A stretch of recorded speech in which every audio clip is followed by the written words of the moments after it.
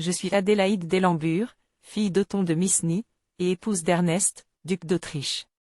Mon destin s'inscrit dans les pages d'une époque troublée, marquée par des alliances, des luttes de pouvoir et la foi indéfectible en notre Seigneur. Lorsque j'ai épousé Ernest en 1055, je n'étais pas seulement devenue son épouse, mais aussi la duchesse d'un territoire stratégique au sein du Saint-Empire romain germanique.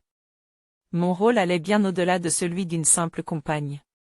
En tant que duchesse, j'étais tenue de représenter le pouvoir et d'apporter sagesse et tempérance à la cour. Les terres d'Autriche étaient alors un point névralgique entre l'Empire et les menaces venues de l'Est, où les Magyars et d'autres peuples représentaient des préoccupations constantes. Dans ces années, j'ai appris à connaître et à admirer Ernest, que l'on surnommait « le brave ». Son courage sur le champ de bataille était égalé seulement par son dévouement envers ses terres et son peuple. Il voyait en chaque décision une occasion d'assurer la prospérité et la sécurité de nos sujets. Pourtant, ses devoirs n'étaient pas dénués de sacrifices.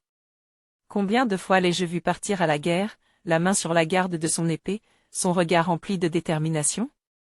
Et combien de nuits ai-je passé à prier pour son retour sain et sauf? La vie au château n'était pas exempte de responsabilités. Je veillais sur l'éducation de nos enfants et sur les affaires internes du duché pendant les absences d'Ernest. Nous avons eu plusieurs enfants, mais c'était notre fils Léopold qui portait nos espoirs d'avenir. En tant qu'aîné, il devait assurer la continuité de la dynastie et protéger les terres que son père avait si vaillamment défendues. Je me suis efforcé de lui transmettre les valeurs qui étaient les nôtres, la loyauté envers l'Empire, la dévotion à Dieu et le respect des traditions familiales. Ces années furent également marquées par des conflits religieux. La réforme grégorienne, qui visait à purifier l'Église de ses abus, apporta des tensions entre le pouvoir laïque et religieux. Ernest et moi partagions la conviction que la foi était le fondement de l'ordre dans le duché. Nous avons soutenu les moines et encouragé la construction de monastères, ces phares de savoir et de spiritualité qui illuminaient les âmes de notre peuple. Cependant, les jours de joie furent entachés par des moments de grande tristesse. La perte d'Ernest en 1075 fut pour moi une épreuve presque insurmontable.